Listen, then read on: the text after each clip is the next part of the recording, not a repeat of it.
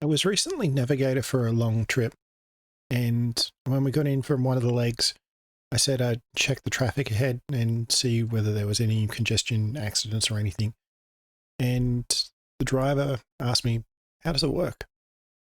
So I explained that the phone's linked up with GPS and it sends anonymous data to it. And the phone I was using was a Android Google phone, and that Google Maps connects and Google Maps collects anonymous data from each of the phone users as they're navigating and driving around, and it checks the positions and speed against what the traffic and what that road is. And if for some reason there's a speed road with a speed limit where it's doing it's normally meant to be 100 and people have recently been traveling along 100, and all of a sudden they're now traveling at 40 kilometers an hour, it might get a red section, or if they're down at zero, it might be red, but if it's 80 or 70, it might get an orange section. There's probably filters, well, there have to be filters for like trucks that might not be able to get up to the speed limit for the entire time. So I'm guessing if there's people traveling, it might send reports of what their position and speed is. Also, people can actively participate in the application. So if I had it open and had it navigating and I knew there was a crash, I could push a button and I could report there was a crash in my location. The same as well with the speed camera, because we saw some reports of speed cameras ahead, and as we drove past, well, there was a car there with a speed camera. And we could also verify whether it was still there. And so if other people wouldn't be shown as well, they're probably used as a voting system, because I imagine people might issue false reports. And if people issue enough false reports, maybe the system blocks them entirely. I'm not too sure about that. But I also mentioned about the global positioning system and the system that's involved with that, including its origins with the US Navy and several different segments. I know that there's a control center somewhere in the United States, and they can actually get feedback from the public as to whether there's any issues with the GPS system. Now, that's not the sort of thing of my receiver doesn't boot up. There might be things along the lines of if you specifically knew about a satellite that was not sending in correct data. So, although there's other global positioning systems such as GLONASS from Russia, and there's a few other ones that are also just deal with specific countries. I think Japan might have one that deals with positioning, and it was launched by the country for a few satellites, but that only covers Japan. And I think there's India might be having one with more satellites. But I'll just focus on GPS at the moment. So the system is passive in that my phone getting location off the GPS, it doesn't actually communicate with it all. It just receives messages. So what we've got orbiting around the Earth is about 24, 30 GPS satellites.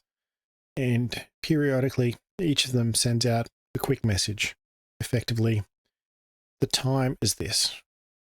And depending on where they are and where my phone is, it'll use that time to figure out how far away it is from that satellite.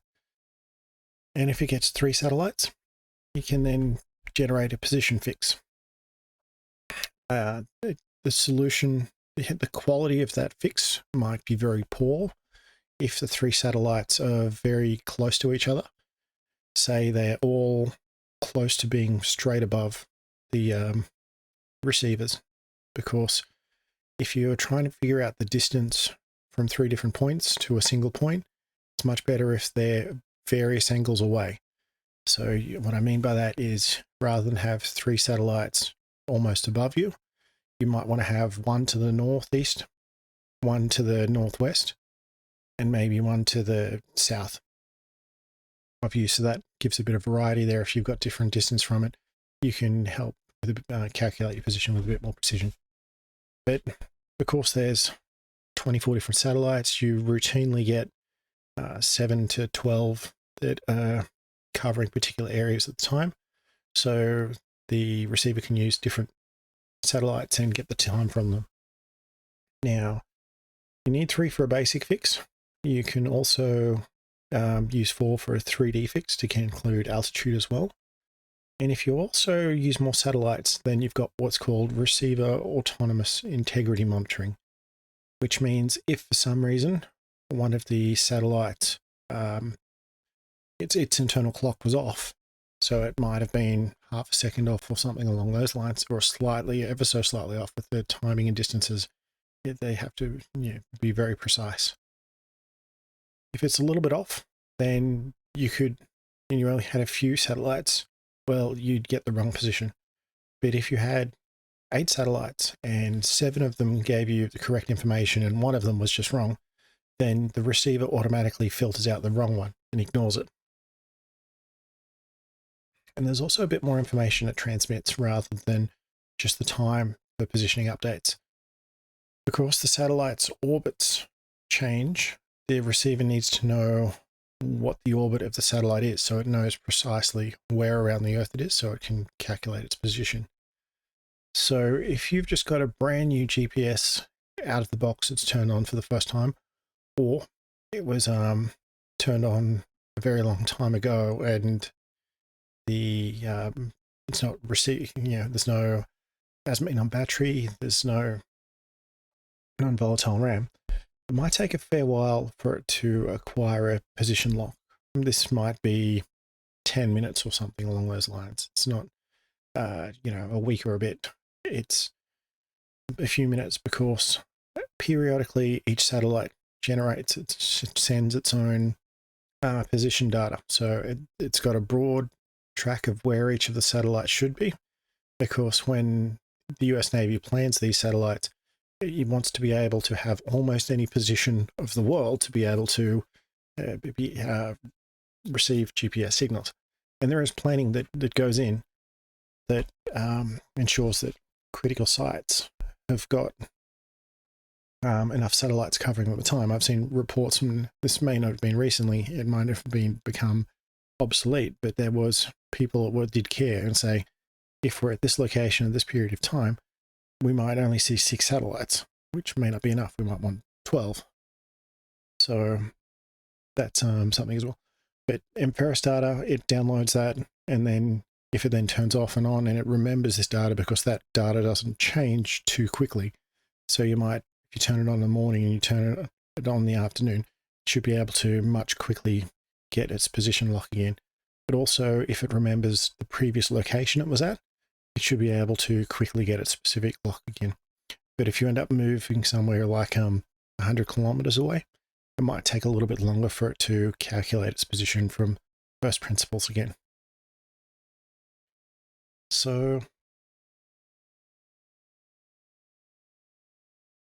that's, I think, everything that I wanted to cover. I just wanted to talk a little bit about it. I'm going to check this and make sure the subtitles up later.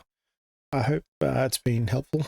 It wasn't meant to be a technical overview of GPS, more of general listening practice. But if you do want more videos like this, or more videos about computers, programming, testing, or aviation, please leave a comment, let me know. And if there's any particular subjects you'd like to hear about as well, let me know. I'll see what I can do. I'll put that onto the top of the queue of things to talk about. And thank you for listening.